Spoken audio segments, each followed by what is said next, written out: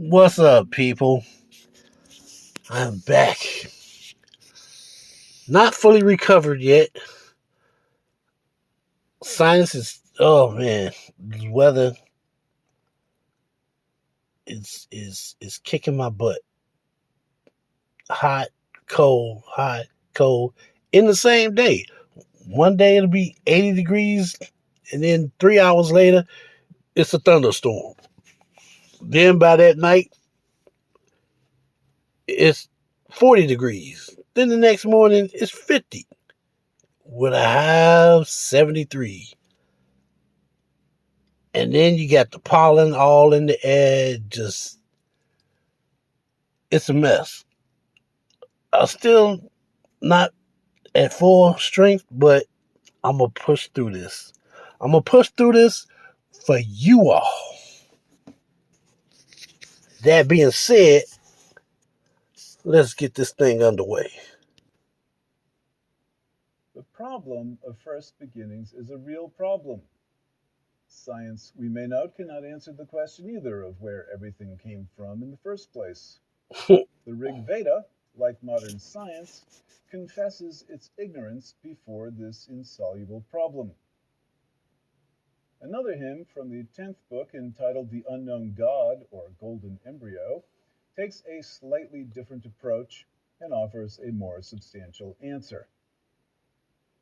Rather than tackle creation, this hymn explores the origin of the Creator. Mm. German philologist Max Müller described the God of this hymn as the Deus Ignotus, or unknown God, because of the question continually posed and repeated some 9 times. Oh, well. Who is the God whom we should worship? That's crazy.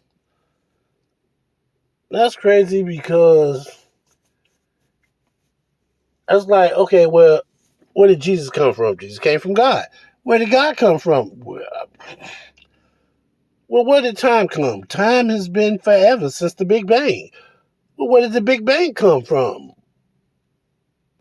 Okay. There are things in this universe that we may never, ever have an answer to. It's like the little kid that constantly asks why. Every time you answer the question, why? Why? Like, go play with a Lego block or something. Just go sit down. Some questions don't have answers. At least no answer that we would understand.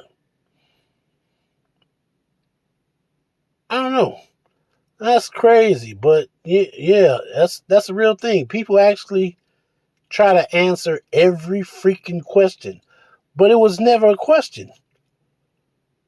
Not in my mind. Like, why? Who cares? There's a God of the universe. He predates the Big Bang.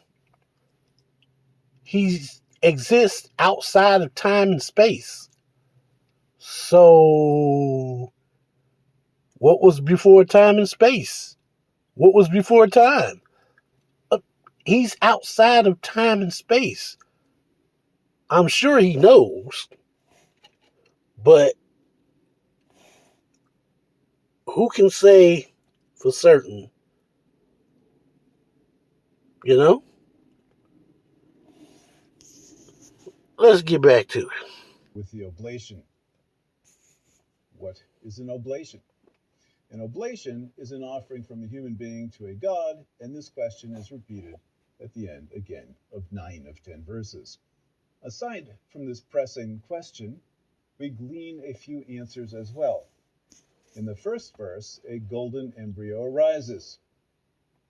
Quote, "In the beginning, the golden embryo arose. Once he was born, he was the one Lord of creation. He held in place the earth and the sky.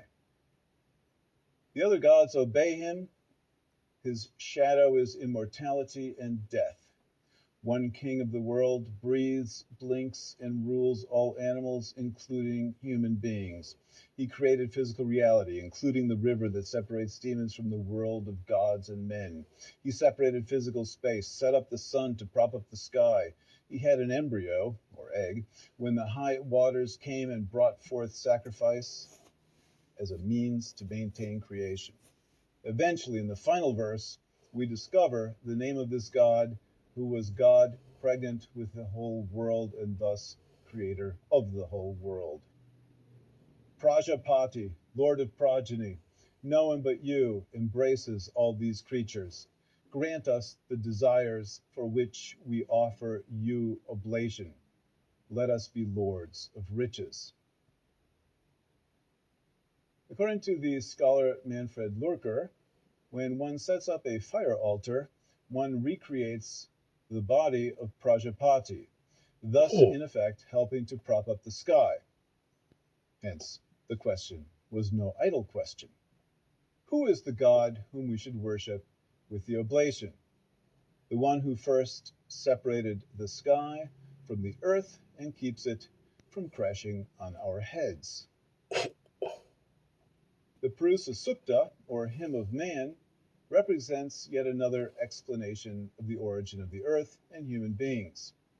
Its basic action involves the dismemberment of a cosmic giant Purusa. In the first 4 verses, we meet a giant who is spread everywhere. Quote, "The man has 1,000 heads, 1,000 eyes, 1,000 feet. He pervaded the earth on all sides. It is the man who is all this, whatever has been, whatever is to be. Such is his greatness. And the man is yet more than this. He is spread out in all directions, into that which eats and that which does not eat." This giant man Purusa also serves as a sacrifice performed by the gods themselves. Hmm. When the gods spread the sacrifice with the man as the offering, spring was the clarified butter, summer the fuel, autumn the oblation. We are told further that the man was anointed and laid out on sacred grass, which is the equivalent of an altar. The gods and the sages then perform the sacrifice together, and this paradigmatic sacrifice becomes the origin of the world as well as religion. From that sacrifice in which everything was offered, the melted fat was collected, and he made it into those beasts who live in the air, in the forest, and in the villages. From that sacrifice in which everything was offered, the verses and chants were born, the meters were born from it, and from it the formulas were born. Horses were born from it, and those other animals that have 2 rows of teeth. Cows were born from it, and from it goats and sheep were born. Okay. The giant man's body is then further divided. Oh, It is wow. in fact chopped up. The mouth becomes Brahmin, the priestly class, the arms warrior. Why is there so much violence in this daggone story? Like, didn't earlier, a couple of episodes ago, they killed a female, they killed a woman, and before that, I think they killed some more gods. And I know beauty comes out of chaos, but dang, these some brutal people, and this is ancient paganism in India, I believe. Whew. Rough crowd, rough crowd. The thighs people defeat servants. There is more, however. The moon is formed from the mind. The eye becomes the sun. Indra and Agni also come from the mouth, and wind from breath. From the navel comes the middle realm of space. From the head comes sky. From the 2 feet comes the earth. The antiquarters of the sky, however, from his ears. Uh, After the body has been disposed of, we learn the central role that sacrifice plays in the whole system. hmm. With the sacrifice, the gods sacrificed to the sacrifice. These were the first ritual laws. These very powers reached the dome of the sky where dwell the Sajas, the ancient gods. Why would these gods sacrifice to a sacrifice? Mm, These are the first laws. That is, sacrifice stands at the beginning and at the center. Each sacrifice becomes a recapitulation of an original sacrifice, and each subsequent sacrifice. that's a lot of sacrifices. Um, let's take a break from all this sacrificing and killing.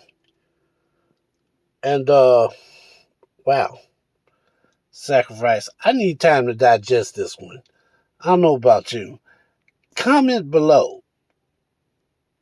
What do you think about this so far? About gods killing other gods, male gods killing female gods. What's your take on this? And I'll talk to you later.